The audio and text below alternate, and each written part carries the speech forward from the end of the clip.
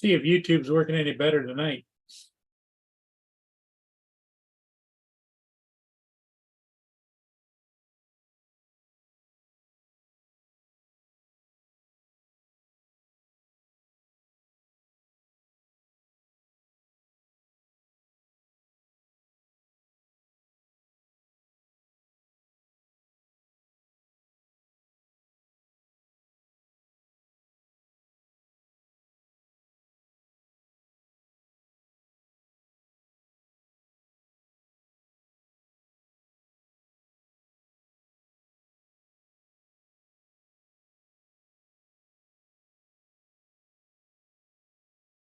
Hey, Garth's here first.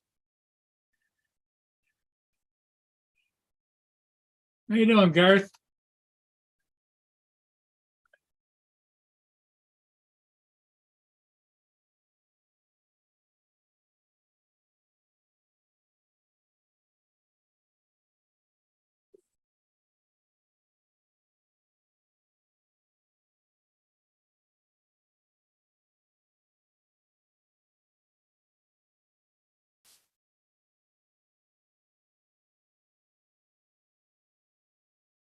Okay, here we go. Paste.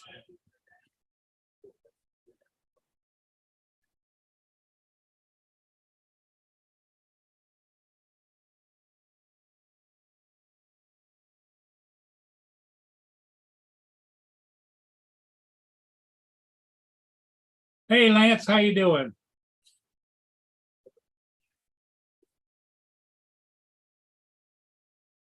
Paul Hodges is on mute. He's on his phone.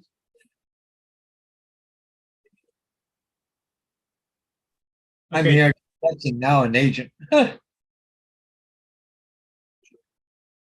Like, you got another sign? Yeah.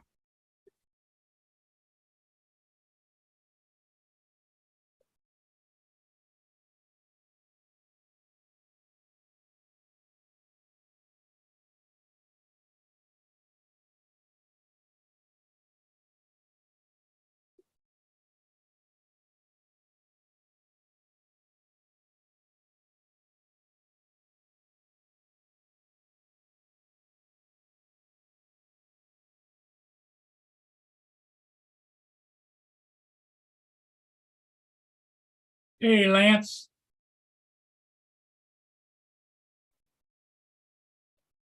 Hey guys, Hey, Lance, how you doing? I am good. I'm not going to be able to stick around too long, but I thought I'd come in and say hi and see how you guys are doing. Well, Paul is busier than a one-armed paper hanger. He is. Look at him on his phone. He's got like 20 signs to do. Okay. I posted do you know who Jason, and I'm going to butcher his last name, Jason Laverius? No, don't know him, but okay. He's a in the drone community. He does a lot of stuff. He flew his potato into a cornfield. Holy crap, man. And he I mean, he was like I don't know, 30, 40, 50 rows deep into the cornfield, had no idea where it was, but he problem solved and figured it out, and then went and found it. And he created a video on finding it. It was pretty good. He did a good job with it. Well, I think if you're going to fly in any kind of an area that could be an issue, why don't they have those put a Velcro the thing on there that shows the location? What do you call that, Paul? That? That the thing that transmits the location? Oh, like, the Find Me thing? Yeah. Yeah. I think you can buy those pretty cheap, can't you? Oh, those like a Tracker. Apple Tag or whatever. Yeah. Apple Tag.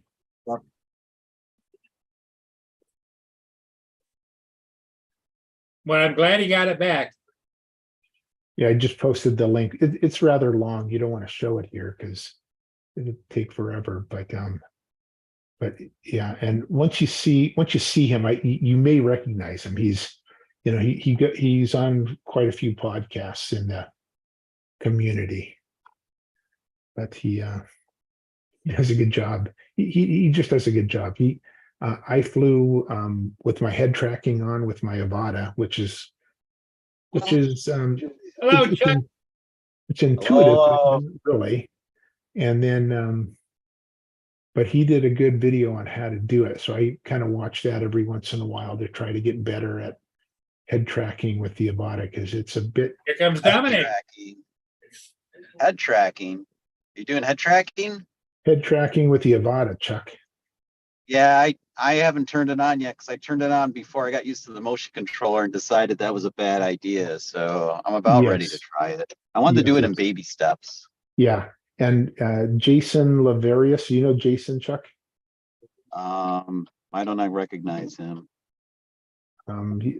He's in quite a few podcasts. He'll come in, you know, to Johnny's podcast or to Ray's, or, you know, anyway, he did a good tutorial on head tracking. I'll see if I can find it here and put it in the Trust chat. the dot. You're supposed to trust the circle, according to Jackie of Backpack Jack. Trust the circle. Yeah, and so I flew it yesterday, and with some success. I mean, probably the most success that I've had. And I don't try it every time I fly, but I try to remember to try it. And every time I get frustrated.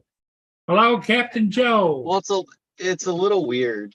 I know that the couple of times I tried it, I knew I just wasn't ready for it because it's like it kind of took things a little too far for me. But that's what you need to do to simulate diving and stuff if you're gonna be in sport mode. Oh, Yes, exactly. Football. And it'll do that. That's Yeah. the beauty of it. You can like do sport mode to like look like you're diving when you really aren't.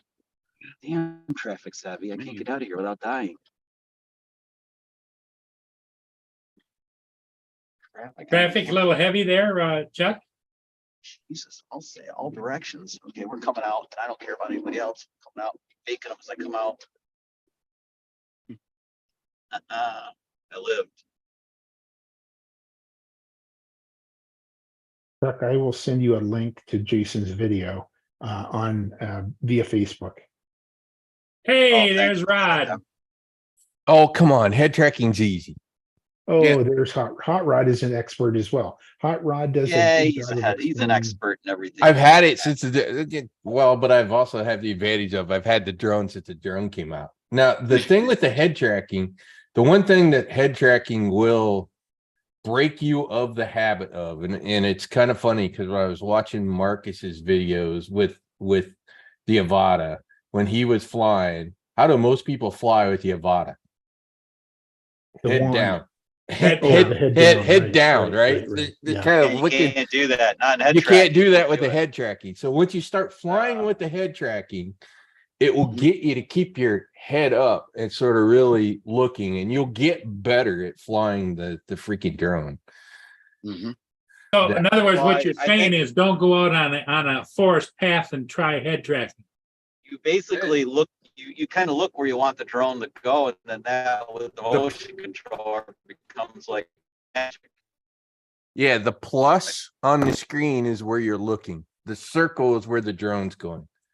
So the idea is to try to keep the plus as close to that circle as possible Oh, for the okay. most part. Oh, I thought, okay. The plus is where Yeah. your eyes are looking. The The circle circle is where the drone is going. So if you Unless don't wanna see a circle, if you don't subject, see a though, circle Rod. on the screen, you're screwed then. That means you're flying well, the you probably opposite crash. direction of where you're looking. Yeah, it means you're about to crash. Probably. But if you want to do a point of Oh, interest, you have that plus kidding. looking at your point of interest. Kidding. You have the Oh, here plus comes looking at the your rain point of again. interest. And No, then you have no. a circle looking off to the side over here. Oh, let's see here. I gotta find my freaking video. Where the hell's my videos from this weekend? Damn it. Hey, Hot Rod, are you on YouTube? Or I mean, Facebook? Yeah. What's your handle? Just Rod Hansen. Rod Hansen? Yeah, I'm in Drone Nation and some of those other groups as well. I post in there, so you can find me that way too. Okay. Okay, where the hell is Lawrence from this weekend? Damn. Oh, my sort must be SON or SEN? Ian.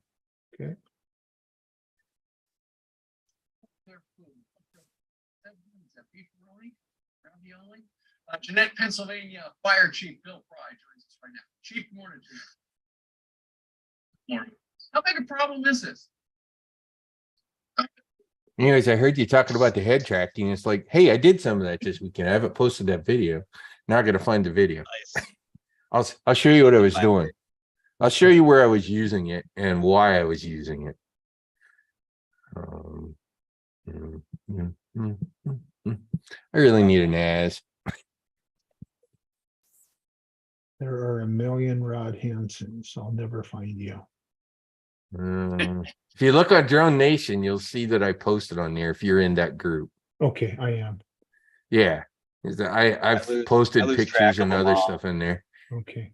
I get so sick of reading about how wonderful the latest, newest, best drone is. It's like, okay, show me proof that it's actually great because I don't see any great flying or filming yet. So show me something great. Okay, let's see. Guys with more money than skill. Oh, I see. I have head tracking on this Oh, I one. said that out loud, didn't I? I'm sorry. You know, it's almost like this, the Mavic 3 Pro. I'm sure it's a great drone, but I'm not going to get it until my Mavic 3 dies. I really, Hey, Mark I've White, said this.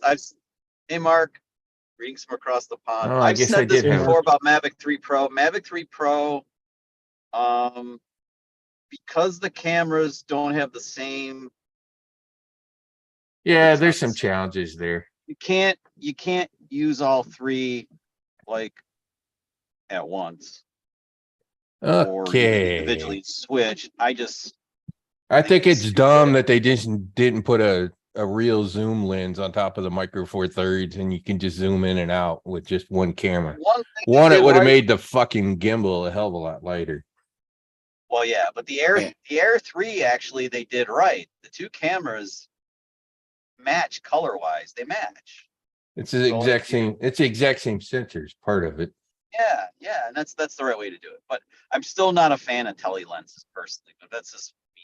I my- love that that 3X. Oh my god, that's the one I use the most. Yeah, The hell I with the don't know, Micro man. Four. I mean, With the hell with the Micro Four Thirds. I'll take the 3X with the 1/1.3. oh, dude, no way. I mean, yeah, I get it. You can whatever makes you happy you use, but I love At the 430. any because amount I love at that. any amount detail. of distance, right? But at any amount of distance, the telephoto is way better. Just gotta fly closer. Easier said than done. Gotta fly closer. Yeah. But you can punch in a little bit, with the 4/3, you can punch in a little bit and you're still better off with detail than you are with the 3-time. I mean, wow, that's gutsy. Sorry. Anyway, that's just me. I have the Mavic 3 and then I have the Classic, and I find myself using the Classic more because I don't usually bother with the native 7-time tele because, well, it's shit, basically. I just don't bother with it. So, Oh, the there we Pro's go. cool, but I don't need I don't that. know That how I is a did lot that. of weight. Okay. How's that motor even keep that massive camera assembly like in position on the 3 Pro? That's why people are saying it's got some wiggles. It has wiggles if you point it 90 degrees down and the wind's coming from the side. I I would guarantee you. think I'll bet you the Air 3, if you do that same thing, point it 90 down and have a wind coming from the side, but it will have jitters in it too. My Mavic 3, even the Mavic 3 never has had a problem with high wind with the gimbal bouncing, but my Mavic 2 Pro did. My Mavic 2 Pro used to, get that jiggly thing going. So here you go. So here is a reason to use head tracking. So this is Sunday morning. I was over by a skate park. There's a guy on a bike and a guy skating. did you click the boxes? Oh, did I click the boxes? You gotta If I click the didn't. 2 boxes. Yeah, I the- didn't click. the I didn't audio? click this. Yeah, I didn't click the 2 boxes. Hang on. You click the one on the right, it clicks the one on the left automatically. Okay, got it. Okay. Yep. Okay, you didn't miss much. So anyways, I'm using the head tracking. So you see the drone is going off to the right, but it's still looking left. That's me with the head tracking. So where you want to use the head tracking with the Avata is when you're filming something that's moving around, because you can't spin the drone that fast. So I'm literally just looking at him and then sort of flying the drone around. Or you're leaving the X on him as much as you can. Correct. Maybe you ought to make a video where you have a camera shot of you flying in part screen and then. Well, have- yeah, it would be nice to have, So Rada, would be Sync 'em be nice to have a video showing the O and the X and where it is. hang on. Oh, he can do it. He can. I know I he have has the done it goggles. before. I have the goggles. Use the goggles shot of feed, that. right? Yeah, I have that. But then Uh, if you do the goggles feed, you have to use, you're gonna have to use, oh, what's it called? It's the stuff, oh, the. No. Oh, Gyroflow. for Gyro stabilization. flow. Gyroflow. Thank you, Gyroflow. That's the thing that Yeah, to Action hell 3 with doesn't that. have because they didn't bother putting it in Action 3. So now I I'm said screwed. hell with that. Okay. Well, you could And though. you I can mean, only you use could. Gyro gyro flow yes. if you're in wide. If you're in ultra wide, you can't use gyro flow. But you can use warp stabilizer if you throw it into Premiere. I Am I don't on tend to use mute? ultra wide. No. I know I can hear you. This is the one. Yeah, here it is. This I'm is in the one. I'm in ultra wide. I use the entire screen. I like that. Did you Okay. get the props in the shot? and stuff, though? Actually, you're No, you right. don't. You don't see the props unless you break real suddenly. And Well, then- yeah, then you always see them. It does. You're Yeah. right. Well, it wouldn't matter. You'll always see them. Like I right. think in that And case. yeah, and that's the only time. Here you go. Okay, there's the circle. There's the circle. There's the plus. And So the the plus is where I'm looking. Okay. So this is how you can tell the head tracking's on, because head tracking's not on, the plus will be inside the circle always. But you see, I'm looking, I'm starting to look left, but I try to keep it so I can still see the circle, so that I'm not like going complete opposite of the drone kind of thing. So if you were to bring that circle down, would the The drone would come down. drone but would I- come down? So the circle indicates not only kind of the direction, but it also indicates the altitude or the height, right? Yeah. Correct. So you can see I'm just kind of drifting around nice and slow, well, 12 mile an hour, but just following him around using the head tracking. And then what I worry about is keeping the plus closer to the target, and then I'll swing the drone around. But I try to keep the circle sort of at a minimum, sort of on at least on the edge of my eyesight. If it goes outside the edge, then I know I need to turn the drone a bit harder so that it's lining up with where I'm looking with the head tracking. So see, I went by the tree. So Still the looking head around. the head tracking doesn't necessarily control the drone. It does. The drone, because it's not a 3-axis gimbal, is spinning the drone. The drone's looking where my head is looking, Okay. but it's flying where the circle's going. And I see the H at the bottom is showing where your home point Home is. point is, yeah. Yeah, that's your home point. So this is a great example of head tracking and why you would use head tracking, because something like this, trying to follow somebody, is freaking pretty damn hard to do and keep the drone and keep them centered, right? Head tracking just makes that stupid easy to do. I thought the idea of head tracking was for that and for, like I talked about earlier, doing like cliff dives and stuff where you can simulate diving without being in manual mode. Yeah, you can.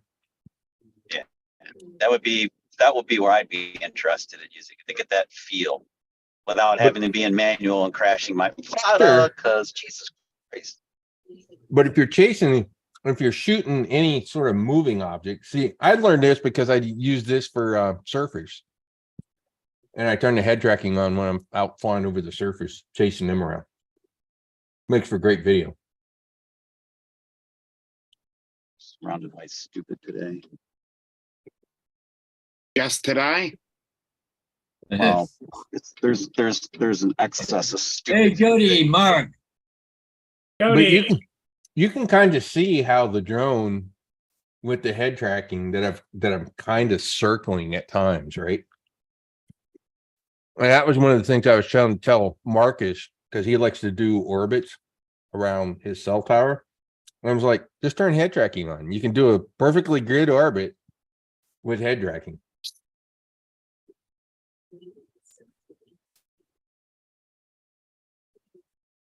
Ugh, Okay.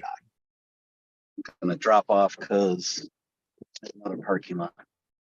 Jody, And Marie Hush. Hi. Marius, Dumb thing. Stop. Yeah, hey, back up. Okay, back to Zoom. Share. I posted this one up on YouTube. This is one. I get like 6 files like this. This is right next to the skate park. It's a playground thing. It was kind of one of the reasons I went down there that morning. One, to shoot the sunrise, and two, I knew this playground was right there. So this is me flying the Avata around and just going in and out of all the crap around that playground. It was a blast. I'm going back. I want more practice because I want to go faster.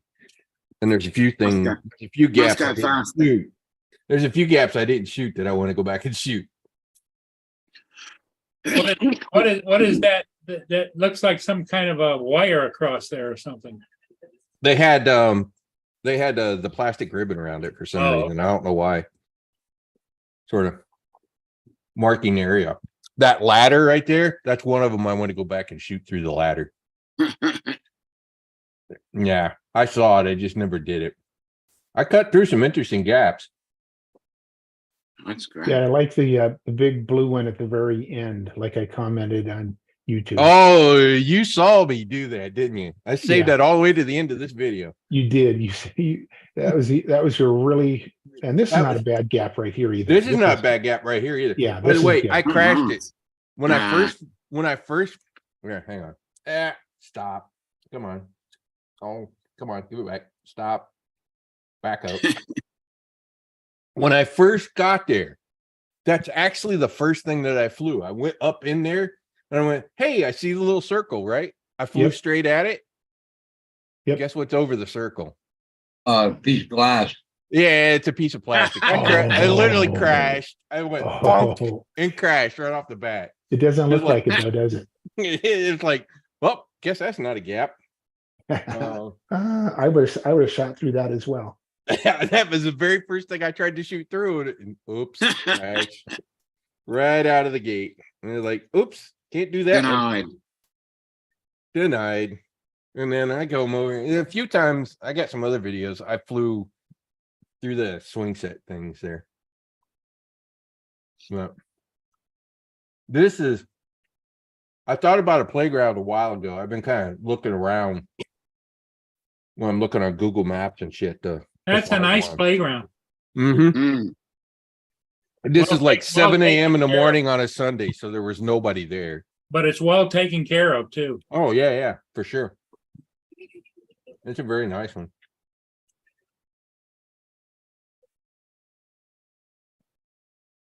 But this is not high speed, right? It's not like I'm going really fast like you do with some FPV. There you go. At the end. It's a little longer than what I put on YouTube. I cut a little bit of the end off. You'll see why here in a minute.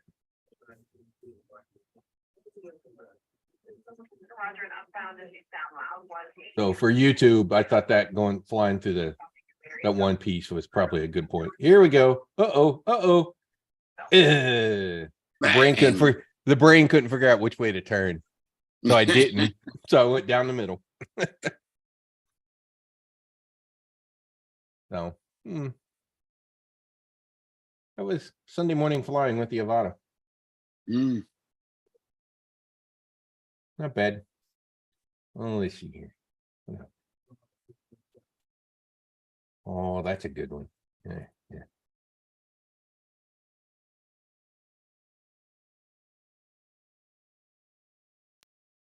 Eileen, This one has a good. This one has a Enemy. good start to it. I found another one that didn't have plastic in the window. I went through that one. See, I should have went through that hole right there. There we go. I turned around. Hey. I should have went through that gap. I went through there instead of going through the little bar things there. I should have went through the bar. So, like I said, there's a few things that I was like, yeah, I need to go back and practice that place some more. There's some more interesting ones to go shoot through. Oh, see, I could have went through the ladder. Could have went through there. And whatever. Give you something to work on. Yeah, give me something to work on. I was just having fun. There we go. This video ends there too. Don't ask me why. Oh, that one's short because I must have crashed in the previous one. So the battery was probably just about out. Anyways, there you go. Flying around a playground and, well, a really great example of why head tracking.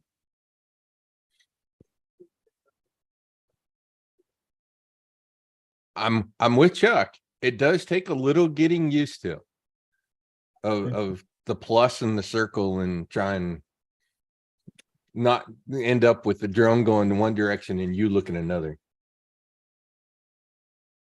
Oh, love this one.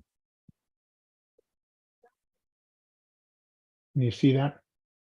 Can now. And my buddy Kip, you see his off to the right there. I'm following him. Oh yeah.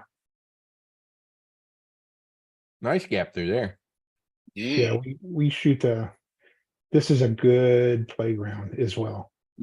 You've obviously flown it a few times. I have. So And like you said, everything with that, once you've flown it yes, several times, you kind of get used to it. yes. And like you said, Brad, once you start to fly it, you'll get really good. Mm-hmm. You know, 100%.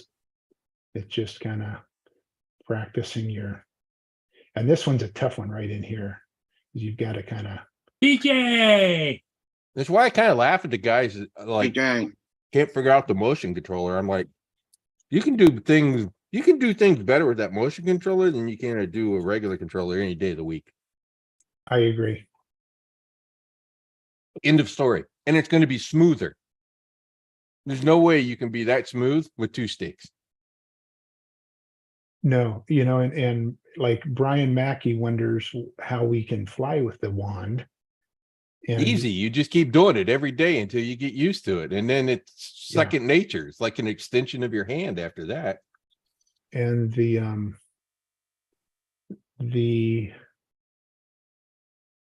what was I going to say?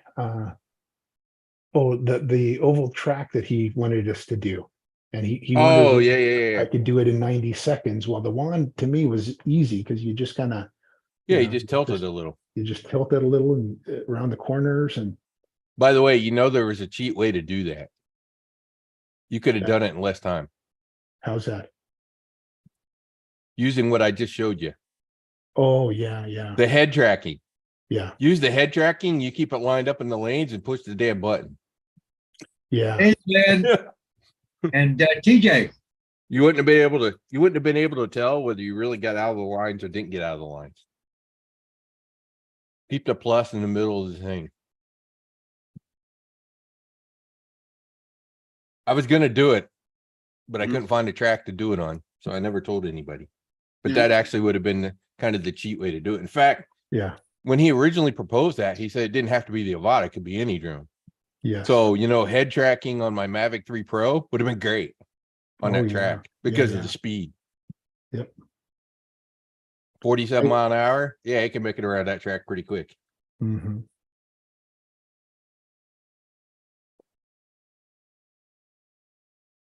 No. And the problem is, at least here in Florida, all the freaking schools are all locked up, tight, Mhm. fenced, and everything else. After the school shootings down here, they locked everything down. So you can't just walk onto a school track and go do that. Mm. There aren't any that aren't fenced off. And most of them have no trespassing signs, which means the cops will show up if you Mm. don't look like you belong there.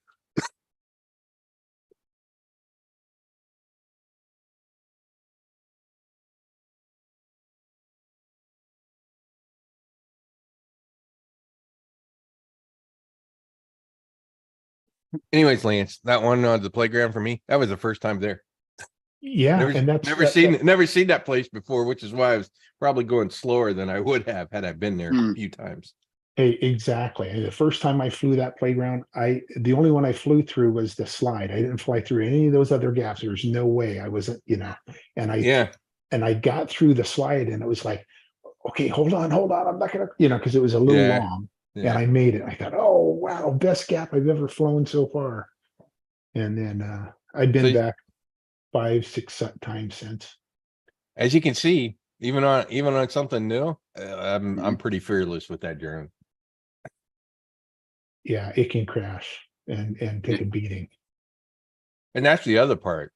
The more you fly it, the more you get comfortable with the idea I that know. if you crash, it's not a big deal. Just go pick it up. The more crazy things you'll do with it. Yeah.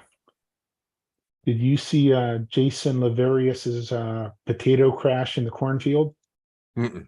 He posted that today, about 2 hours ago. And he went and found it. It was like deep into the cornfield. Hmm. Pretty cool. Pretty cool how he pieced it together and found it. POS could have cut the freaking cornfield down for him with the props on that thing. Yeah. Yeah, what about a exactly. corn harvester? Yeah. But you'll be amazed when he finds it. It's stuck in the corn. It did not hit, it didn't cut through the corn. It made it about a foot into the corn. Huh. Here's the link if you want to go look at it. Okay. Hmm.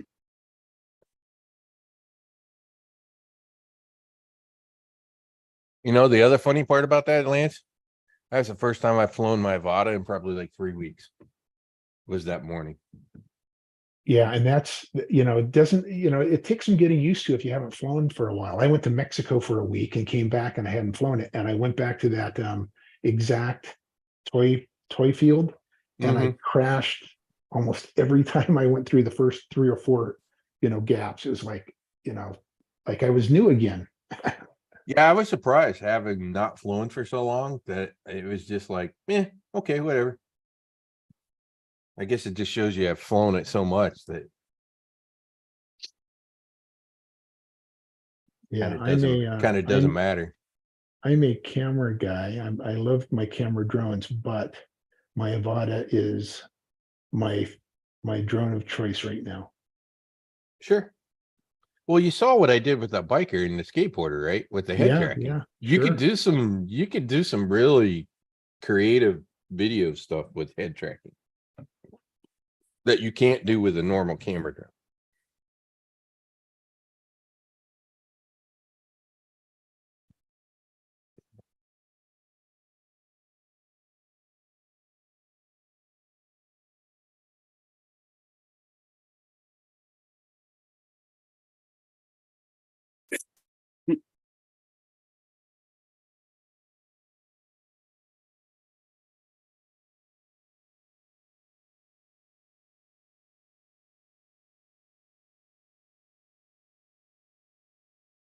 So, Yep.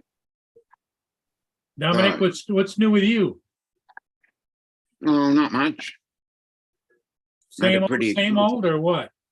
Oh, just a pretty exhausting day yesterday. Were you I'll working hopefully with I your can get brother? some. Yeah, I had to help my brother for a couple of hours. That was tough. And it was a nice day, which is pretty harsh. Couldn't get out and do anything. AZ, good evening. So I this see. was earlier that morning, Mm, flying the camera drones. yeah. This is an interesting spot. What you're looking at, this is actually Titusville, Hmm. and right there is the vehicle assembly building for NASA at Cape Canaveral. Oh, okay. Those lights right there Awesome. was the Falcon 9 that went up Sunday night.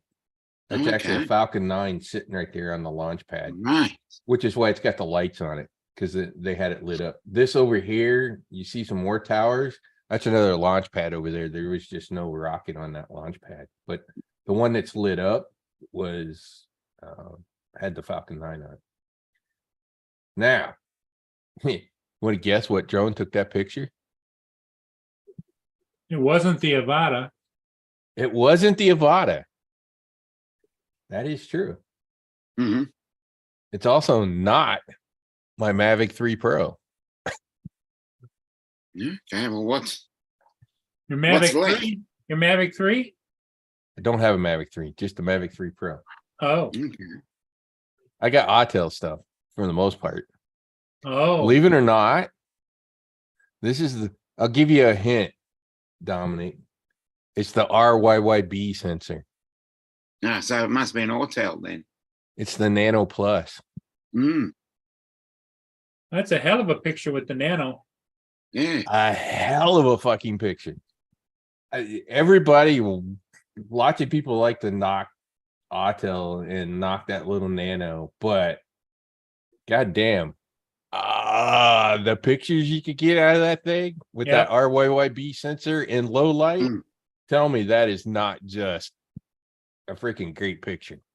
Yeah. Well, that's what I fly for most all of my night shots. Nano Plus? Yep. Oh, didn't realize you had the Nano. Yeah, I just went and got water. This is your shot, Rod. I saw that on Drone Nation. Yeah, What'd you this shoot is it with? the Nano Plus. Okay. It's the RYYB. And I'm telling you, because Bill from Coast to Coast today, he commented on, because I posted it up on his too, and we were having a little conversation, and he ended up asking me what I shot it with, and I said the Nano, and he's like, I bet the Air 3 with the stack sensor.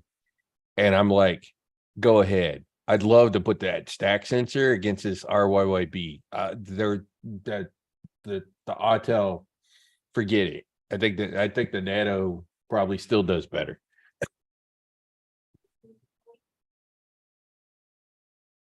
But basically what I was saying on his thing, the difference between the Autel and sort of the DJIs is, for those of you that have the GoPro,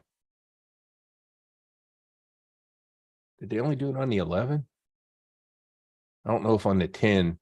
Anyways, on the GoPro 11, they have they have the GoPro Vivid profile, which is the standard GoPro, really colorful, high saturation. And then they have the normal profile, right, which is sort of a flatter sort of profile. That's kind of the difference between DJI and Autel. The Autel is more like the GoPro Vivid, and the DJI is more like the GoPro sort of normal, which is a little flat and probably, maybe more color accurate, maybe, but it's also not exactly, in my personal opinion, the colors that people like. People like the colors to pop. The other thing about it is, and I use this, and maybe this is good for Paul too, but I use the defog on the Autel, which is a feature on their drones. It's basically, if you use DaVinci Resolve or any of those other editings, at least in Resolve, they call it dehaze feature, which makes the colors. Basically, what it's doing is taking the whites out of the color, out of the picture.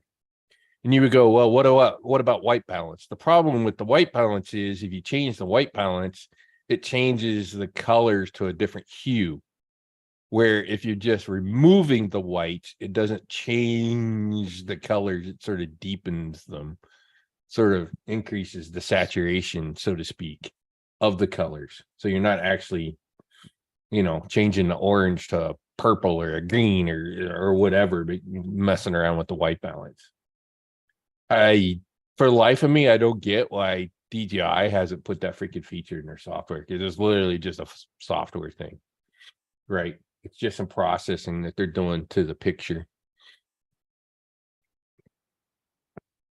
Can't tell me DJI doesn't have enough CPU power on that drone to add that. If Autel does, DJI does. They're just being lazy. But I think they really need to add it. because it really, you can do things like this. Make pictures that just freaking jump out, and the RYYB already makes the picture jump out like crazy in low light. Keep in mind, RYYB is supposedly 40% more light to the sensor. So that's pretty close to what the stack sensors will give you. So anyways, there you go. Early in the morning, and Falcon 9 right there on the launch pad. I should have went 2x on the I should have went to 2x zoom on the drone. It zoomed in on that. Let's see here. Right there is 100% on the picture. Nice. So, you know, it looks pretty damn clear. It doesn't look terribly noisy. You know, if you look close, there's a little bit of grain into it, but this is literally untouched photos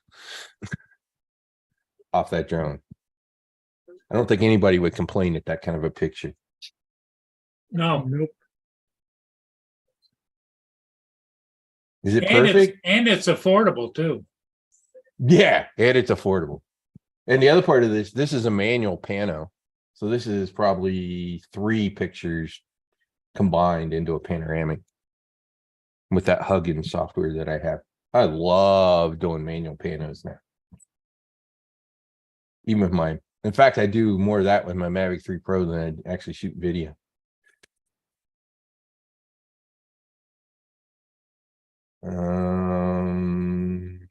Let's see here. Actually, I can kind of show you.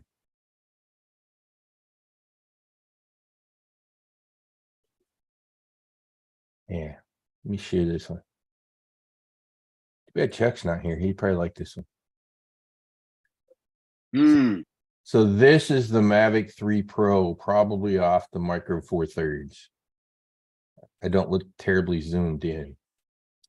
But to get the colors to come out like that, I have to freaking shorten the shutter speed down. And the problem is it ends up darkening everything in order to get the colors to kind of look like I kind of want the colors.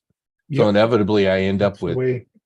I end up with a dark ground. The sky looks like the way I want it, but I end up with the dark ground.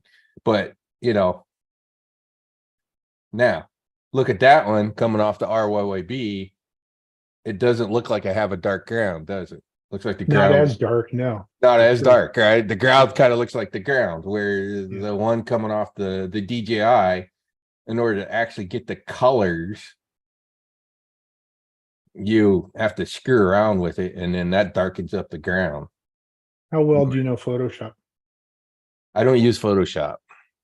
Photoshop would fix that in about, I could fix that in about. Oh 3 yeah. seconds. Luminar could fix it too, because you can bring up the shadow detail and things like that.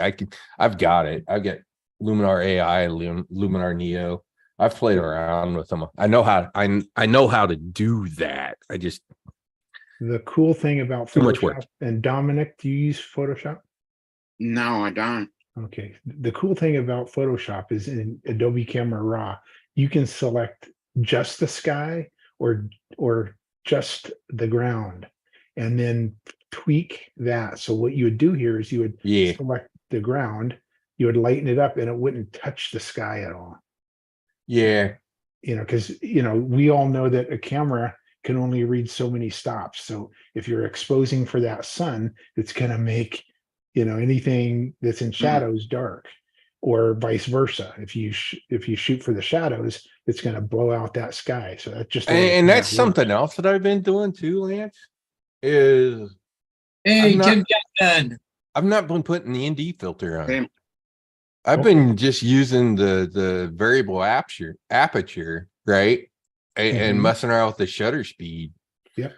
Versus using the ND filter. But you still end up with that issue where the sun's not blowing out, but the freaking ground is dark, because in order to not get the sun blown out, It's just kind of the way it works. Yeah, I just shot a hyperlapse and it's pretty sunny here today at noon. So I had to put a 64 ND filter to slow, so I could slow the shutter speed down a little bit. Yeah. And keep everything so it wouldn't completely blow out. And I shot it at 1.3 seconds. So you can imagine if I didn't have a ND filter on that, it Mhm. would look way too bright. But that's about the only reason. Like I agree with you. That's probably the only reason I would use a ND filters if I. Sometimes I'll put like an 8 on because even before sun up, yeah, it'll still pick up enough light. It won't muck with it too bad, and at least helps a little bit after the sun comes up so that you don't have to screw around with the settings quite so hard. But I don't know. I'm kind of getting more into the just do it without the ND filter and adjust the shutter speed. Yeah. Besides, who's looking at the ground? Everybody's looking at the sun Hmm. in the pictures, right? Yeah, exactly. What's the first thing you see? What's the first thing you see in a picture like that? Oh, you look for at the sun. sunset. Yep. You look at the sun. Well, in this case, it's the sunrise. But I mean, do you care that the ground and the boats are a little extra dark? Yeah, no. The most important part is the sun and the colors. That's what everybody's eyes are drawn to in the first place. So, whatever. I'm not doing this for professional work. This is just me goofing around, having fun. Yep. Could Let me I show go? you my head tracking that I did yesterday when I finally thought to myself, I think I've got this down a little bit, but it's not perfect. So here's my lighthouse. Can you guys see that? Yep. And then here's my head. I have my head tracking on, and I'm just following it around. Yeah, so you were kind of doing an orbit with the head tracking. Yes, I was. And doing that's what that. I was trying to tell Marcus. You can do great orbits with head tracking. Yeah, and there, again, it was like, okay, I can do this. I just need to think about it. And so Yeah, I did a pretty darn good orbit. It's not perfect, but it's almost easier to do this way. yeah,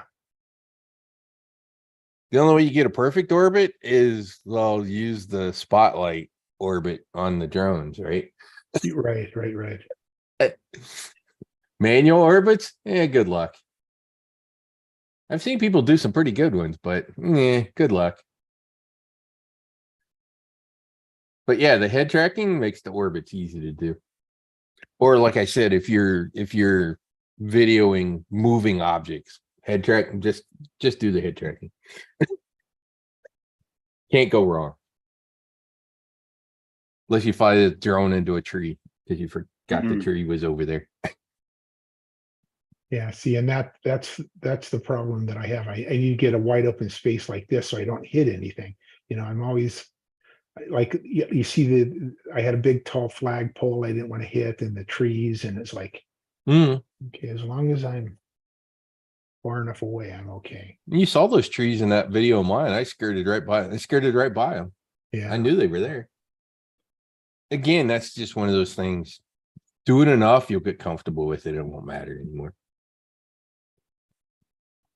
Things being around won't scare you.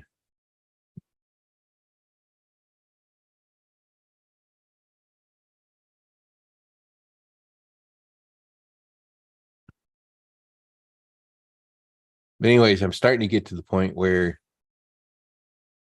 even on my videos,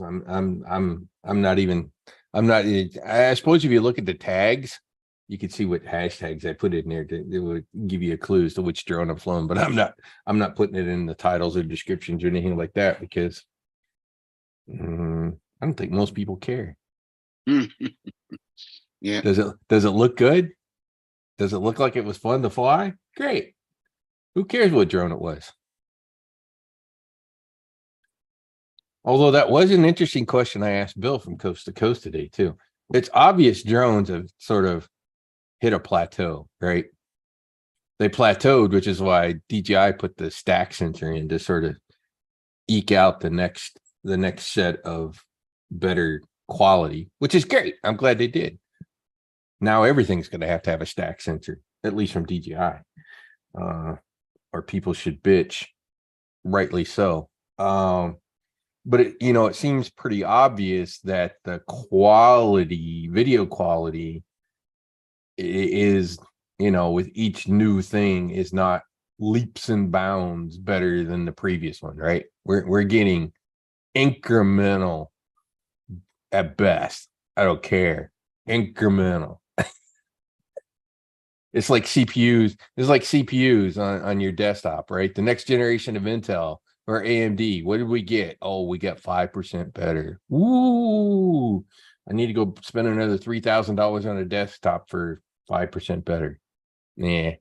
So drones are definitely hitting that point where do you need to buy one every generation? No, you're for sure probably going to skip a generation, and pretty soon it'll probably be skipping 2 generations because of how little difference there will be. But there's an interesting question in this, Dominic, around all of this, and that is, when will the cheapo guys like Hubsan and some of those others sort of catch up, right?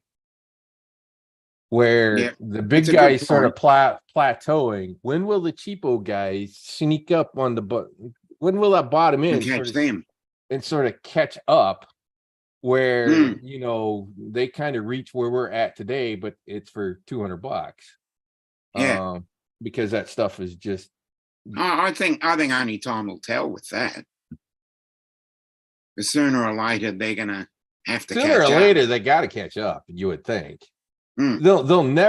They'll never completely catch up, but the kind of the real question is, when will they be good enough like we have now, where there really isn't much need for an improvement over where you're at, right?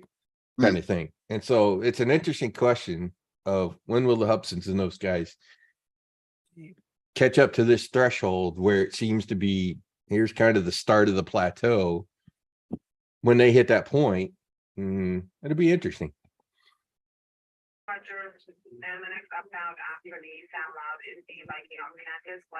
I mean, come on, it happens in every industry, right?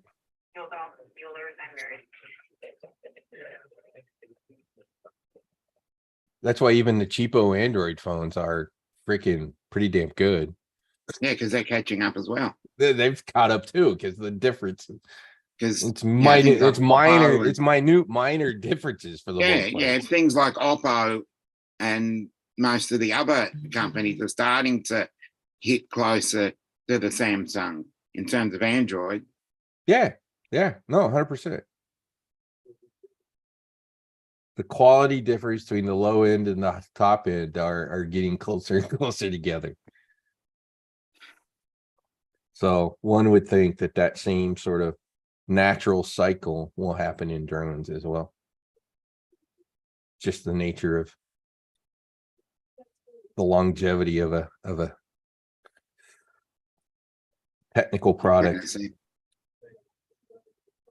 Hey, Rod, when do you think the Clip Champ is going to be added to 365? Soon, because that article was on Tech Radar. Okay.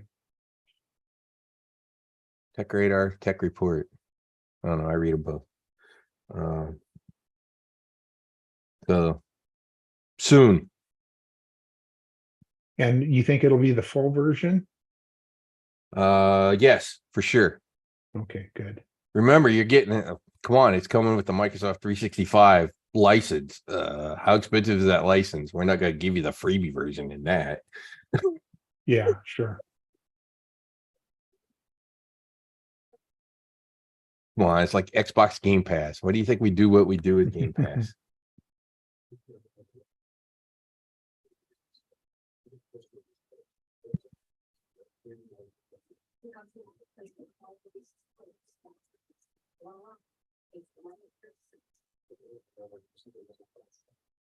It is rather interesting that we don't have something that's a little better given all the content creators that are out there, right? That we don't have something that is a little higher quality for folks to use Exactly. to generate some of that content.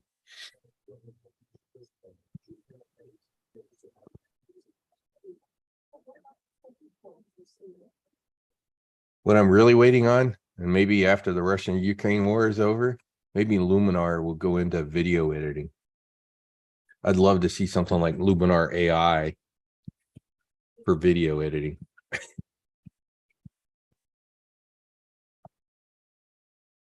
Give me the sliders, let it figure out what knobs and switches to turn in DaVinci.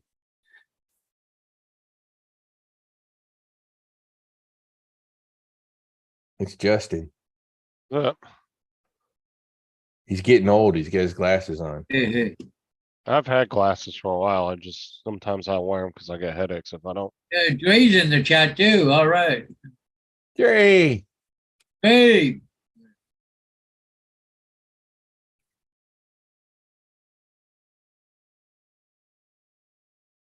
Somebody says it's already on 365. Who said that? Let me look at Dre. the chat.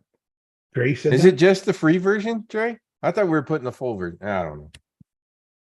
And I don't know what the article. I don't know that the article that I read said. And I'm looking now, Dre, and I don't see it in 365, but I will look again. It could be one of those where it's in preview right now, so maybe not everybody has it. Okay. Some Up to you. accounts have and some accounts don't. What's up, Joe? Gray, you do it. I've never seen that person in here, but how's it going? Yeah, you do it. Hello. What's up, Mark, Tim, Marie? So anyways, Lance, did that help with the head tracking? Yes, it did. Thank you. Okay. I will practice that again. I'm going back to that play field with two of my buddies who also have the Avada, so we'll go play. And then we're also going back to that lighthouse. We're going to fly our camera drones, but I may fly the Avada there and try head tracking again.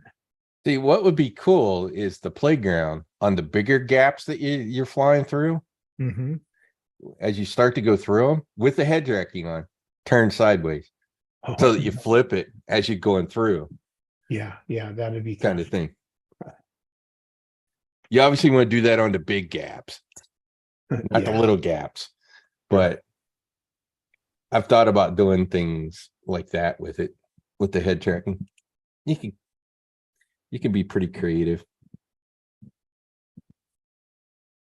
I don't know if Mark Fisher, I don't know if he uses the head tracking or not. He uses the Avada like crazy. He flies through like 2-inch gaps with it, but I don't know if he uses the head tracking. Yeah, I don't know if he does either, but he's good. He is really good with that Avada for sure. He is, yeah, 100%. And he uses the motion controller. He does, yeah. Dre, is Clipchamp the purple icon? I'm still looking for it in 365. Can't seem to find it.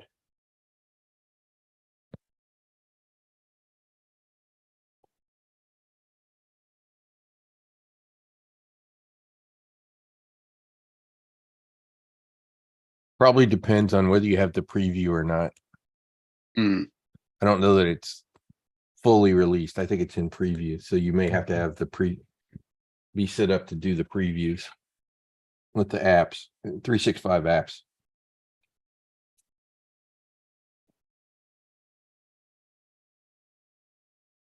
Oh, come on, Jerry. Jump on here. It's not like you haven't been on here before.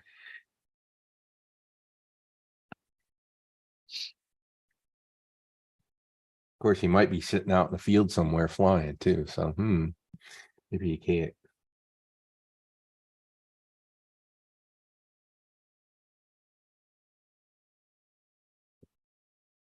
Tim, I answered you in Messenger too, or her appointments tomorrow. Hmm. Yeah, he said it's purple, Lance. Yeah, it's the same one that's the online one, I'm sure. The same icon logo. Okay. Hey, Mr. Justin is here. Yep. Now we can all start the show properly. And so is Dre. I'm Dre. There he is. Hi, Jerry. There you go.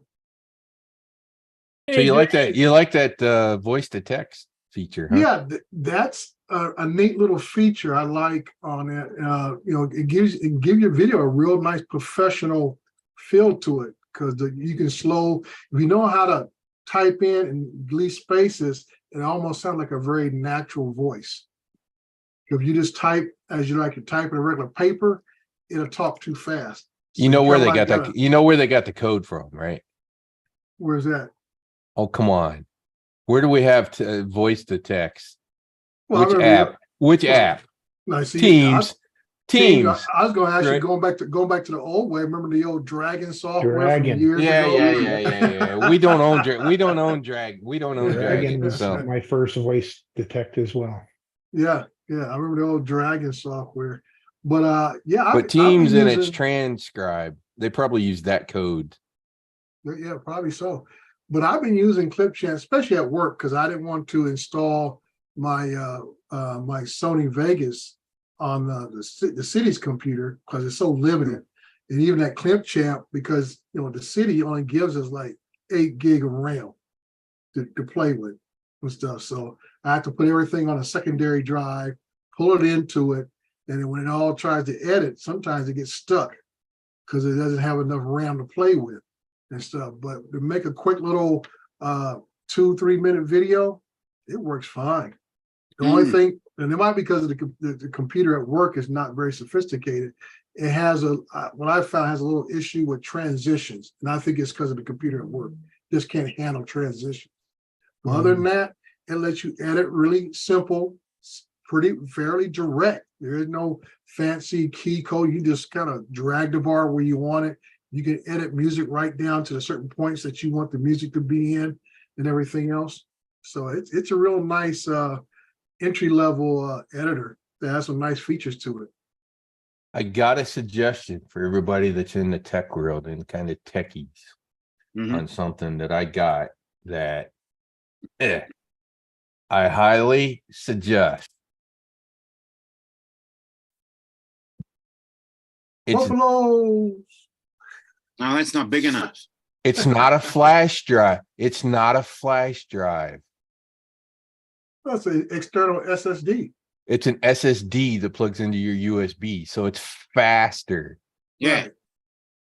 but it's still only 2 terabytes. Yeah, only 2 terabytes. It's Yeah, not you enough could- for Dominic. Yeah, you'd fill that in one afternoon. If somebody said to you one day they had 8 terabytes and Dominic was like, that's not enough. Yeah, that's not enough. But I've got one of these. That sucker is pretty. It's nice. I'll just say that. It's really brilliant. I bought 2 of them when I bought them. Mhm.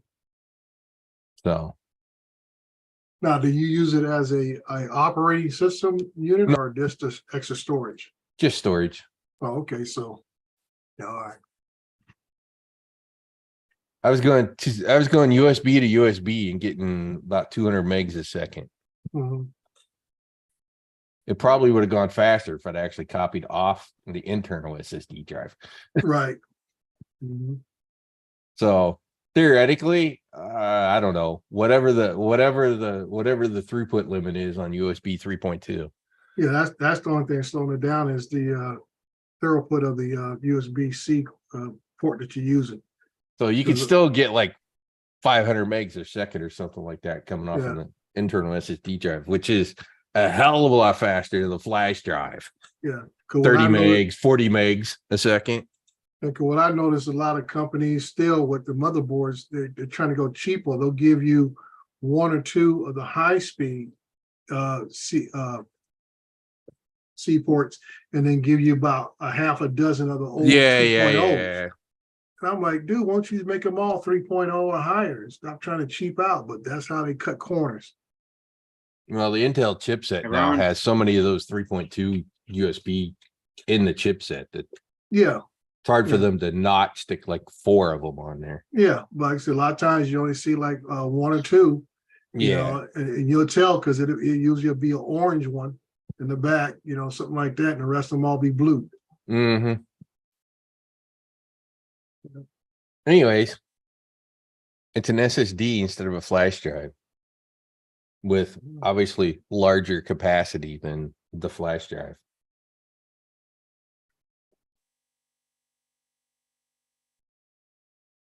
Okay. But to your point, Jay, Yeah, Windows ability, the sort of the Windows Go that'll run off the stick. God damn, that'd be great on one. Be great Yeah, for one of those. that's what I was thinking when you brought it up there. I was like, I wonder if, run That a would be OS for off that of it. solution. For that Yeah. solution, OS on a stick. Yeah, Yeah. that would be super good for that. So, and you saw the price; it was only $124. So 2 terabytes for 124, I'm and only it's finding the and it's a USB stick. I'm finding the I'm good 1 with that. terabyte for 70. I can't find the 2 terabyte. I'm looking for it. Need me to pull it up? Yeah, Okay. post the link in the chat. Yeah, let me go back and grab it. Hey, it's not raining in Sturgis. Yeah.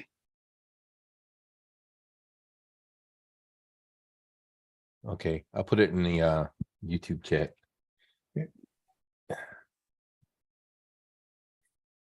Hey, Ron, how are you doing? There's a guy who's carried around a ton of little USB sticks because, well, they're only like, oh God, back in the day they were 8 megs.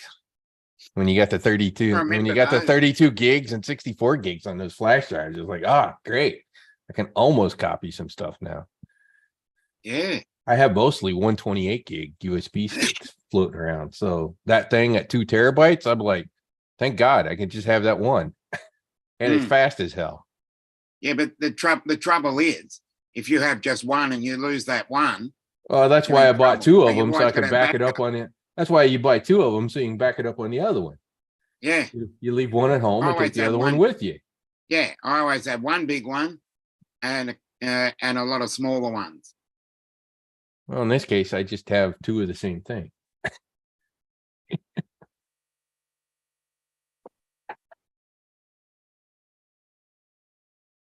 But $124 for 2 terabyte SSD drive Mm. plugs into your USB. Not a bad deal. Not I for forget where I that read it. I speed. think it was Tech Radar, I think, made that suggestion of that thing. Mm. They were like, hey, we like this back when we were doing the Prime Day deal stuff. Oh yeah, They yeah. threw an article up with that particular drive. So I went looking for it and I went, oh damn, at that price, I'll buy 2. So I did. The other one's still sitting in the box in my drawer right by my leg.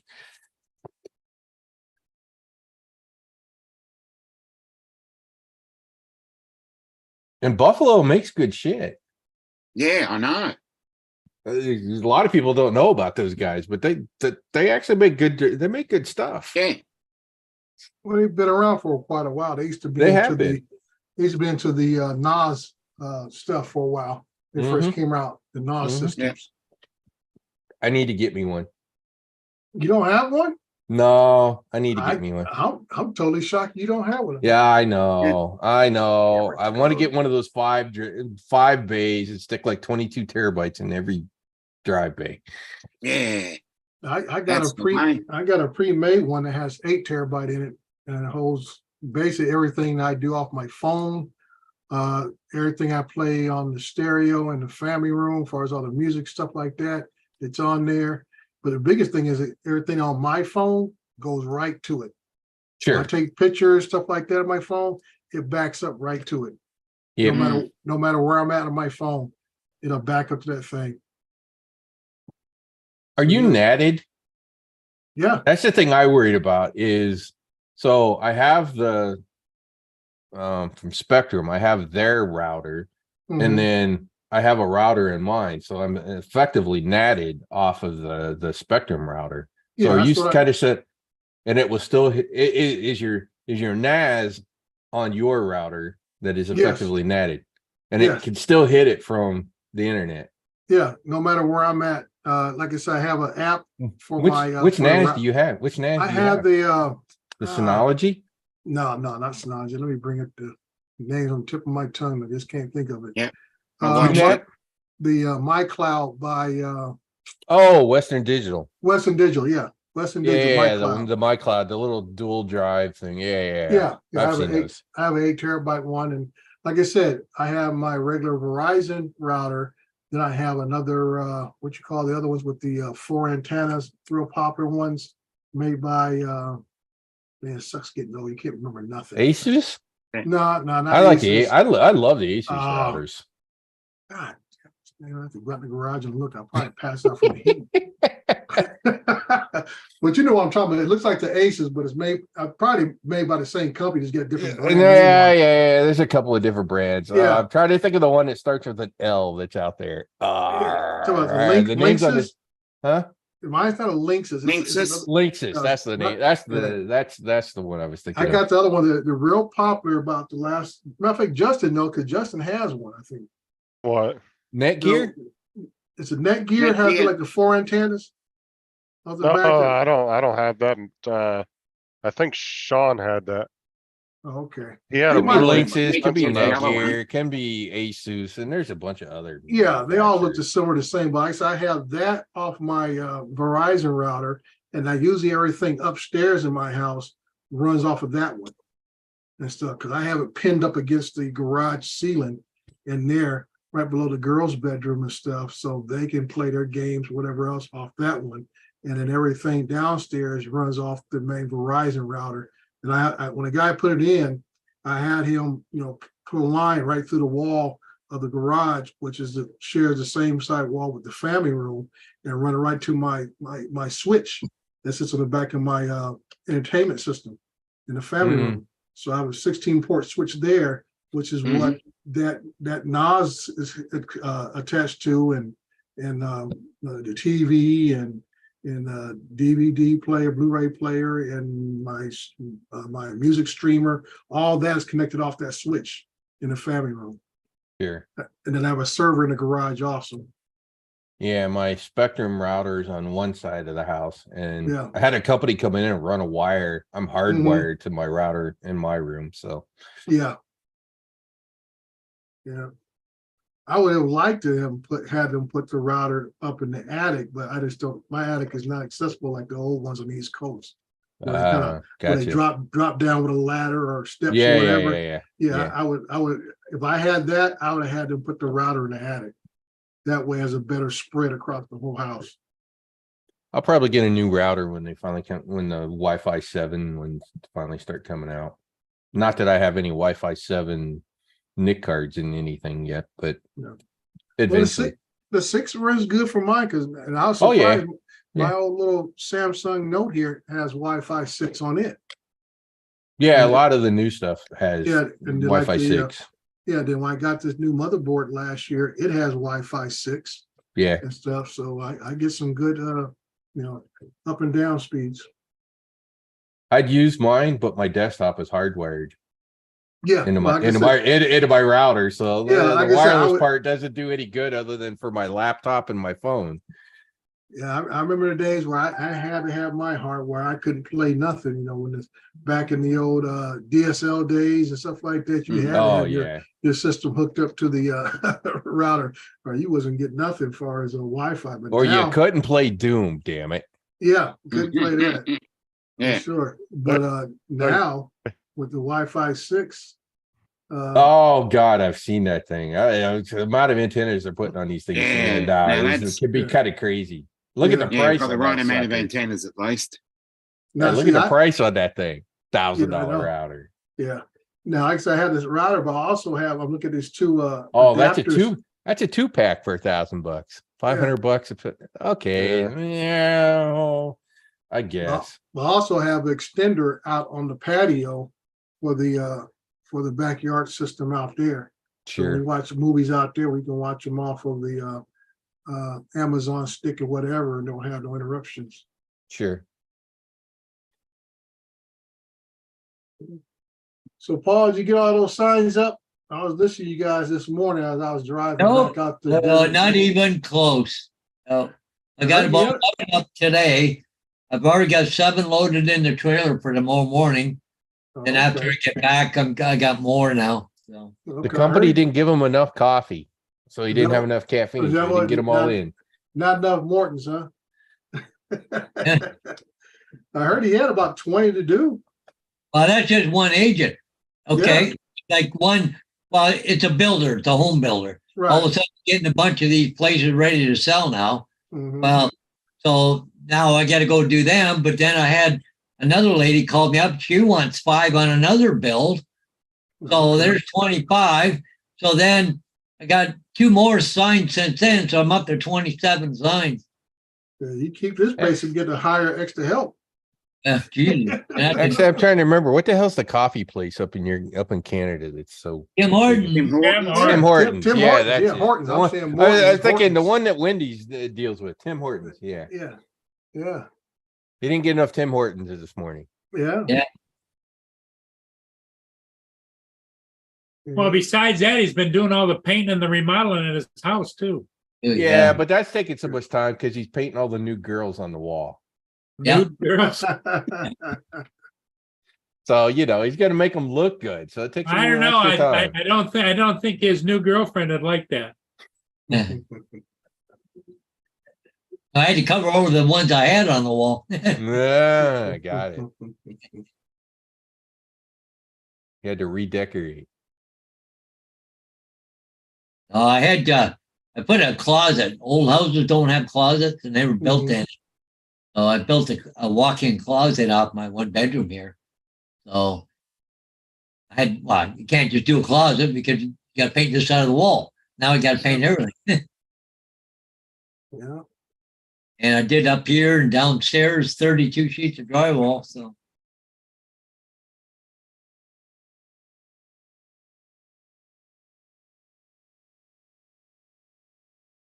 You do it says he has that router, the one I was just showing.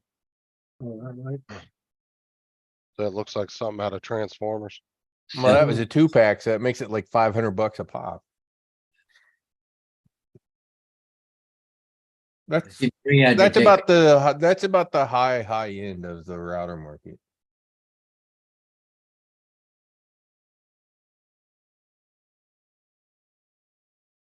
I tend to not like to pay more than about $200 for the router.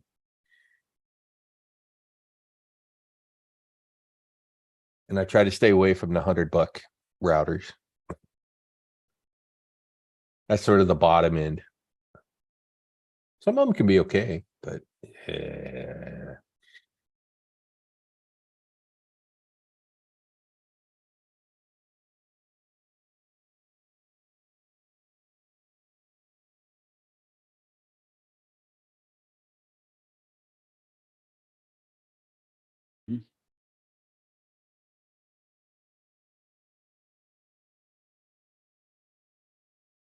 You gonna get an Air 3, Dre?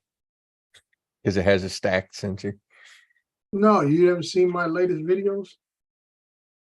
My latest shorts. No. I picked up a Mavic 3 multispectrum and picked up a base station. So now I'm ready for RTK work. Yay. Good to hear. So I'll like I said, I did a couple of shorts, did a full video last weekend on a job talking about the multi-spectrum a little bit. And then I'll talk more about the that in the RTK base station this weekend, as I'll be taking them both out to do a full job. And also I'll talk about the RC Pro, and it's one of the things that when it first came out with the Mavic 3E, that's supposed to be compatible with Drone Deploy. Well, they didn't make it easy to figure out how to do it. And I actually supposed to have had a telephone call meeting with Drone Deploy today, and I found it last night, maybe because they knew I was looking for it. All of a sudden it pops up when I searched for it last night, installed it, and it works like a dream. So that makes my workflow real easy going from one drone to another, because now the software transfers over. All my old files are right there, Great. because I'm still doing some of the same projects, and that way I don't have to remap them again. You know, when Dobo did his review of that Autel Max, the Mhm. Form Max 4, or whatever they called it, right? He Yeah. did the thermal version. Right. And I asked him about the in, which is their night version, which doesn't have the thermal on it, but Mhm. it's got like a 0.00000 something lux camera Right. for seeing in the night on it, although it's only like 3 megs. But I was like, Right. man, that would be kind of cool camera to have. Oh, you haven't seen For- my M30T? Oh, video I the did? M30. See that 4 Max or the Max 4 is kind of it's supposed to be the competitor to the M30, but yeah, I know the 30T is great. Yeah, I that get it. M30 with the night vision on that thing, dude. I was shooting it, and train came by, moving train. I was able to see the serial numbers on the cargo container on the car as it was moving. Night Yeah, that's vision. good. Yeah, that's good. Yeah, stuff. So maybe I should just get an M30 for shooting the rocket launches. Because what's the actual optical zoom? Because I know it goes to It's- 160, but that's digital. Well, like I said, it's 18 optical. 18 optical. Okay, got it. Then- That'd then be from- great. Then from there, it gets a hybrid mix of optical and digital. It Sure. doesn't go straight. Like I say, even at the, you get into around 40, it's a real clear picture, even at 40 times. I guess I need that instead of an Inspire. Yeah. For the rocket launches. Oh, Mhm. definitely. It better beat an Inspire all day long. The Inspire's got the full frame, but I don't know. They haven't released their optical, their long range optical for the Inspire yet. So Yeah. the M30 would be cheaper. Trying to remember what's the base price on the M30T? Well, they just dropped the price of the M30T to, I think, right around 10 or 11,000. Yeah, that's what I was thinking. That it was right around 10K. It used to be 15. They just dropped it down for the thermal one, because the original, this regular M30 itself was started around 9,000.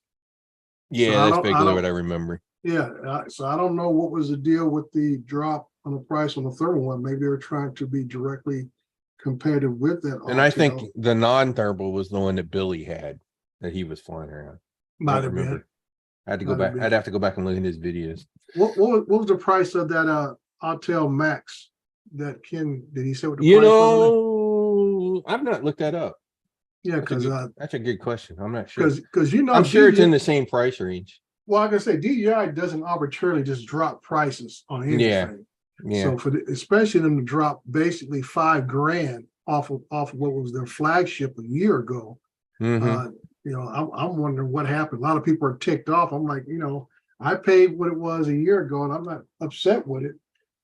It's just, it is what it is. Just like you buy a car, and next year later, it's the old model. Might be Yeah. even phased out.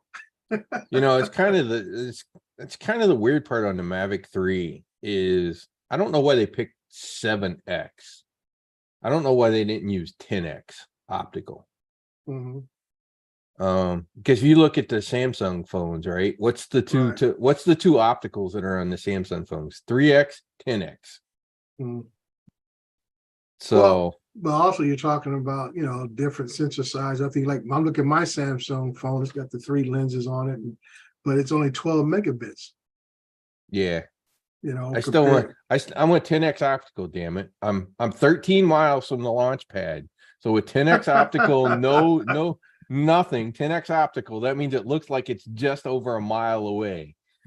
Well, like I said, now you want that 18 optical, and The like I 18 said- optical would be ideal because then it'd be like a half a mile. Like I said, then you push it to about maybe 30 times. You say, "Oh man, I can start counting rivets." Yeah, exactly. Exactly. Yeah, But that's I why I know- was keeping my eye on the Inspire, was hoping that they'd have a really good opticals in like 20X. Sort of like the Matrice. The Matrice 210 had a 20X is that right? because Jim Boyd had that one. That was the Oh, drone he okay. had and was for his business stuff. Mhm. Yeah. What you doing there, Justin? I know you ain't polishing those shoes. I'm clean. I'm just cleaning off this cooler. Oh, okay. I was like, I see over like he trying to do a little spit shine on some shoes. I said, I know Justin ain't no about spit shining. No, I'm just I'm getting rid of this basic cooler and this other Ryzen 5 chip I have. No. But I will continue to say that they need to give us a higher optical zone because that will be more likely to keep a lot of drone guys from doing dumb shit like flying into stadiums and you know, if you can be 5 miles away and look like you're inside the stadium, then they probably won't fly inside the stadium. You know what? You and I talking, that makes sense, but it don't make sense to those clowns. To those you know? guys, yeah, that's because probably they true. feel like I got could not. One thing is the drones they fly in there are the little small ones. You know, so you know they gotta Yeah. get it up close. Yeah. Actually, you know, there was a question. I don't know if anybody, I haven't seen anybody post on it, but I was talking to Bill at Coast to Coast, and I threw something out there that I think we all need to start discussing. And that is some of the fallout from this whole Ukraine-Russian war, right? China is now putting some export bans on drones, although there's not been any clarification on what the hell that means at this point. But I really wonder, Dre, if given what has gone on over there, if essentially countries around the world will, at least for consumers, ban anything over 250 grams. So basically they keep you in the small drone so that they can't carry anything, right? Well, my thing is, people look at this like it's brand new, but it's not.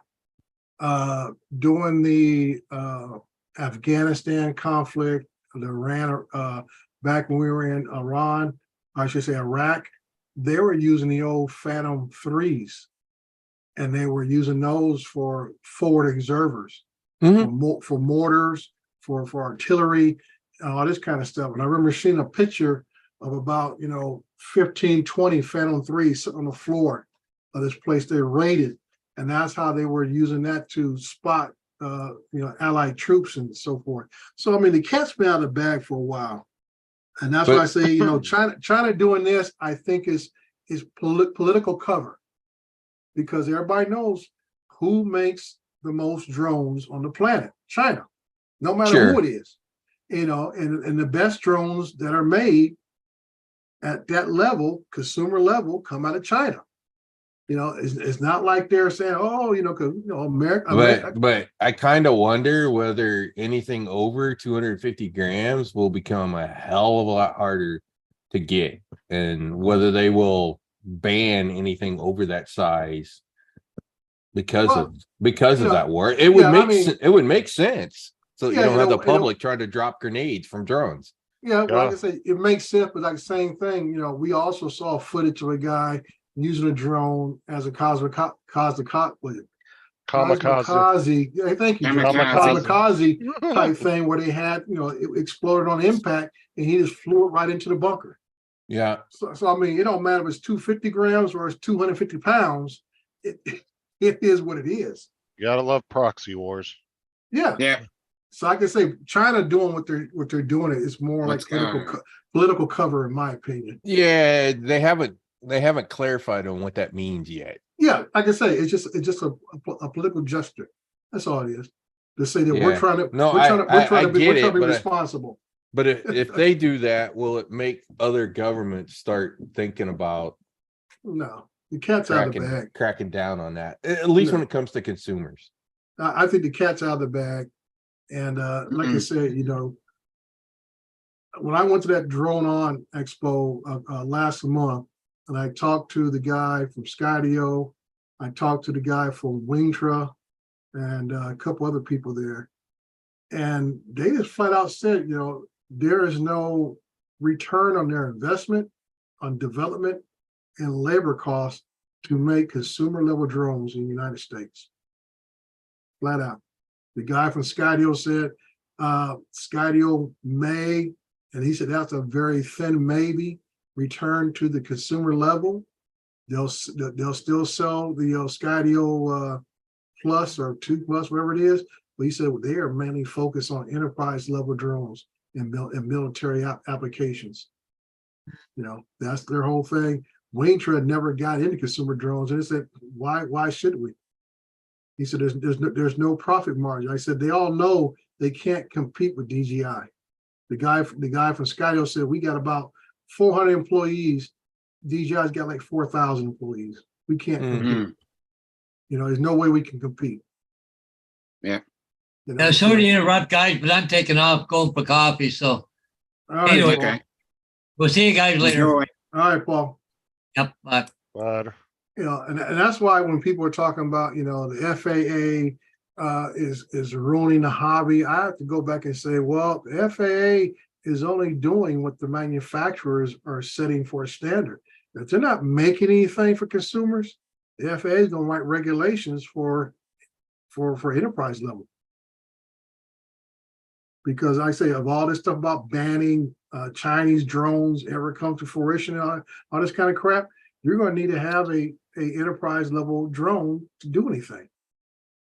Yeah, and ultimately the whole, what is it, UTM, UAM, Yeah, UTM, and you got the other. and you know, all of this is ultimately about the business part of Yeah, well, that's what- flying, and including not just deliveries but taxis, air Mhm. taxis, right. and managing those types of devices, and we all Mhm. know those are coming Yeah, as well, that are going to be in the airspace.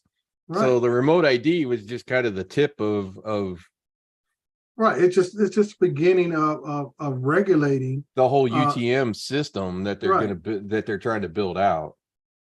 And just like when I was doing my research on remote ID and all that, where all it came about, I tell folks going back to 1973, the FAA then made the standard for all aircraft, as far as having tail numbers and all this kind of stuff. And it's taken them all these years to bring everybody into compliance. Mm-hmm. So I tell people, I said, once they classified us as our UASs as aircrafts, and they classified us as pilots, guess who falls under that umbrella? Sure. We all do. So that's why I say register your drone, you know, because all aircraft have to be registered. Period. That means you get a registration number that you got to put on the outside now, not inside like it used to be. So now we got to have it on the outside, all this kind of stuff. So I mean, it's stuff that's already been in the books for decades that now they're at the point of enforcing it, bringing it to light. And everybody's talking about, oh, they're just trying. I said, dude, it's already been there. I said, if you go do your homework, you'll see all this stuff has been in the books for decades. Now they're just getting to the point to say, guess what? I'm tapping you on the shoulder. You have to comply. These are not new rules. This is old stuff. Yeah. But, you know, ultimately it's about, they know that we're going to have lots of low altitude machines in the air eventually. Yeah.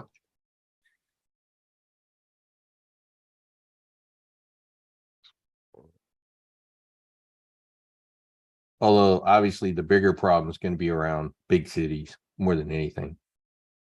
Yeah. Air taxis probably aren't going to be very popular out in the middle of the wheat fields in Kansas. Well, out there, they worry about them flying in swarm formation.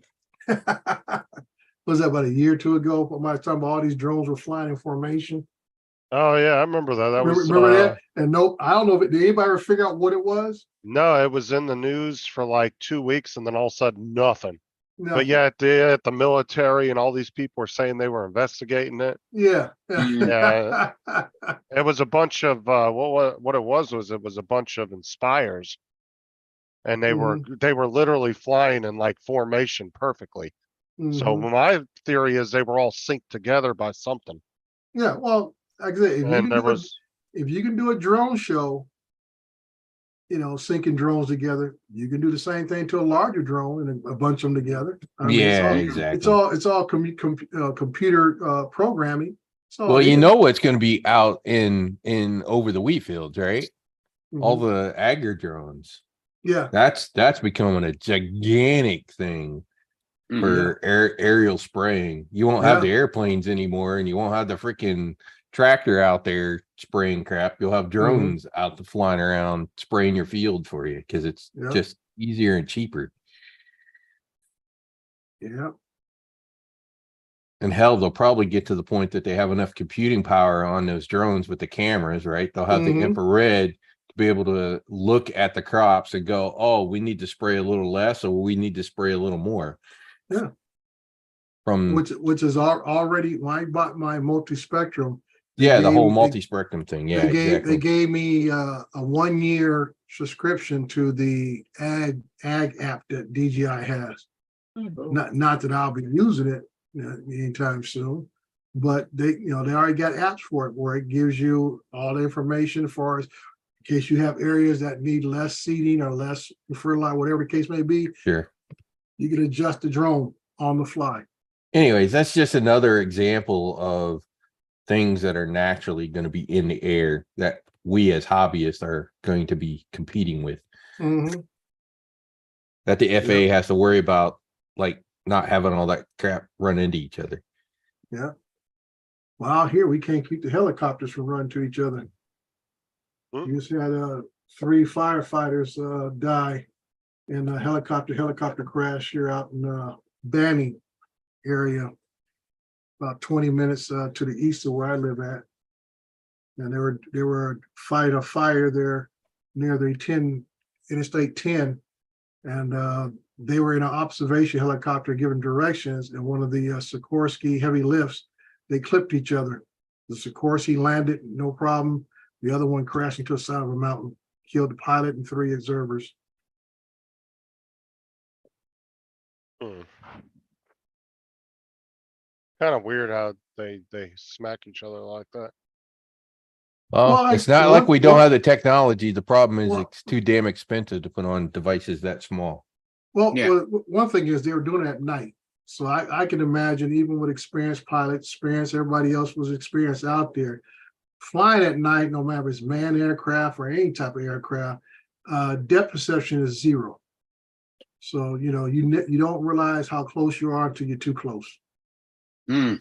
You know, funny you mentioned that very word, because there was something I was thinking about the other day that is kind of a little bit of an FU to the FAA, honestly. And it'd be interesting to see somebody try to cram it down their throats. And that is this, Jay. They talk about visual line of sight, right? Mhm. When that drone's more than 100 feet from you, can you Right. tell if you're 20 feet or 30 feet from some guy down on the road? No. you Your can't depth tell. perception is 0. You have better Right. perception. You have better perception and better awareness looking at what the drone camera shows you than you do keeping your Right. goddamn eye on the fucking drone. I'm Right. surprised somebody hasn't really tried to push this argument to the FAA that the whole visual line of sight thing is honestly Mhm. crap, because it's actually more safe to fly Mhm. off the camera than it is visual line of sight. Yeah, you're getting no argument from me. I've been knowing that since day one. I mean, there's like 0 depth perception. What's the thing's like more than 100 feet from you? yeah, Well- as I say. Go ahead, Justin. I was gonna say, like, this crash here always trips me out when I watch this one, because you really think the plane would have seen the other plane, no problem. Yeah, I saw this the other day. This came right on top of the other one. Yeah, right here. Yeah, Yeah. This is a couple months ago. Oh yeah, that B-17. yeah. Yeah. Like, I just don't understand how he didn't. Those are the kind of crashes I just don't understand. You had to have seen that plane in front of you. Yeah. Oh, Not Yeah. if he was looking up Well, my thing is, was he looking over at the other 2, or off to fighter his type side. Yeah. off to his side? He was paying attention there and not focusing what's in front. Because And if he you, started to drop. well, if you look at it, the one plane the big plane that's flying, it almost looks like he went right down into it, He did. Mhm. because it looked like he was higher than it. Yeah, And he it was. literally looks like he curved right down into it. Yep. Well, don't you think that that's a case of where they're not equipping equipment with modern day technology sensors. There should be 360 sensors around that are watching everything, a little AI in the air. Oh, we have that. We have that system on the commercial airplanes for the collision detection. It's just that it's too damn expensive to put on. Yeah, anything but how other much, than how big much money commercial is to guys. replace those two planes, Well, that the planes were the least of the worries because everybody in those two planes are dead now. Yeah, Yeah. There was no survivors in that. I guarantee that. Well, a lot of it goes to, like I said, those planes that are flying are World War II era aircraft. They don't have the avionics on it to even adapt sensors and stuff. Yeah, You know, yeah. They don't have the electrical power to actually Right, run them. electrical power, the avionics, all that kind. You talk about something that's more like, that we talk about brake by wire type of flying. Everything's cable connected to the ailerons and the tails and everything else. It's all cable connected, and you got hydraulics for the. Not even, I don't even have hydraulics for the landing gear and stuff, because if it didn't go down, you could hand crank it back in those Yeah, days. yeah. It got stuck. What? So Oh, go ahead. no, I'm doing. Oh, I was gonna say, I was actually rewatching a thing about Kobe Bryant's crash in the helicopter, Mhm. Right. and it was interesting because they could have had the terrain following system on board, but because the FAA, they could only follow a specific guidelines that the FAA set, they weren't Mhm. technically allowed to use that because it didn't follow the rules the FAA set for the helicopter, which I found interesting. It was like, you think they would have had it on board as a secondary thing anyway. Well, Uh, especially in the conditions, I think it was a heavy fog morning. Yeah. It was really bad. Visibility was very low, so you get, and that's why you have different ratings where guys get what do you call it? They get a rating for instrumentation, which means you can fly during inclement weather because you're Yeah. instrumentally qualified to fly by instrument and stuff. So I mean, a lot of things come to play. And that's what IFR, it was. IFR instead of VFR. Yeah. So was the pilot qualified to fly in that kind of weather? Exactly. Right. Was You the know, IFR rated? Yeah. So that's where all the lawsuits come from, to find out, okay, why did this Yeah. bird get off the ground? Was the pilot qualified or certified in instrument flying, all this kind of stuff, but like, once again, you're flying for people who have the means to have you fly them. And they say, we need to be here. And guess what you're going to do? You're going to fly them. Because it's always about, well, I don't want to get in trouble with my bosses because I told Kobe Bryant and his friends I wouldn't fly because of the weather. That's true. It's always stuff like that comes into play. That's why I say sometimes you got to be a bigger person or a stronger person than the circumstances around you.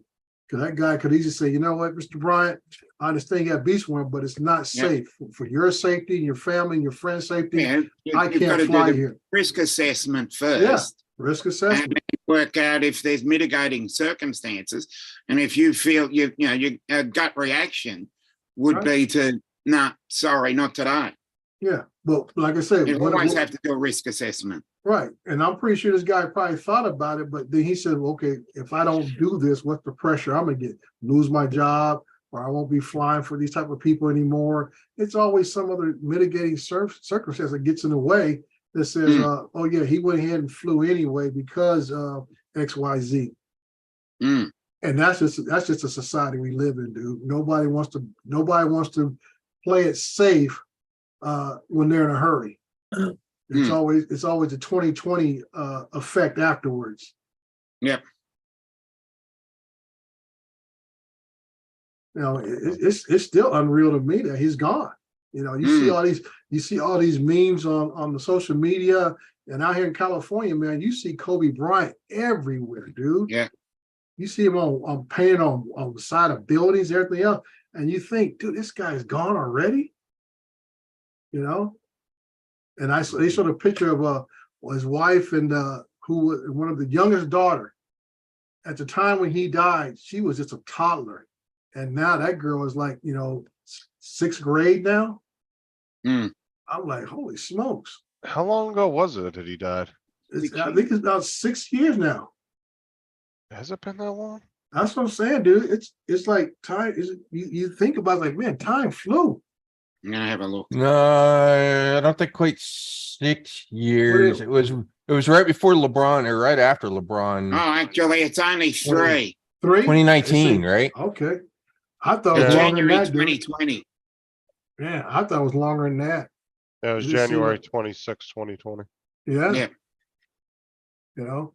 I would have Wow. thought it was to myself too. Yeah. It just seemed like, it happened longer ago. I would I'm have thought like, it was like 2014 or something like that. yeah. That's weird. It does go by fast, so It does.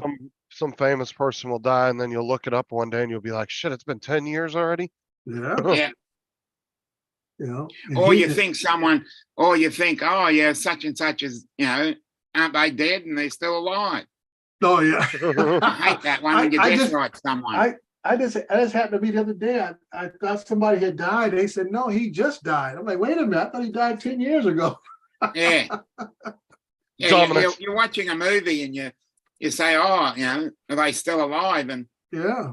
or they died years ago and they're still alive. I hate Dominic, when you- Dominic just gets upset because he wasn't right. Yeah. That's what I hate it when I'm wrong. I could Yeah. have swore that smug bastard was dead. Yeah. Yeah. Oh man. So it's all right. All right, gentlemen, I'm gonna pop off. I had to take Yeah, I the day think it's off. getting to that time as well. Yeah. I had to take the day off from work today to go finish up some other stuff. So I'm gonna go lay down. Do like Mr. Murray, take me a little nappy nap. There you go. Yeah. All right, gentlemen. It's always a All right. pleasure. Hey, Dre, Well, thanks for stopping by, buddy. Oh, No worries. You guys Later, kept me Jay. company this morning while I was on the road driving. I was listening. All right, take care. Always good. Yep, bye-bye.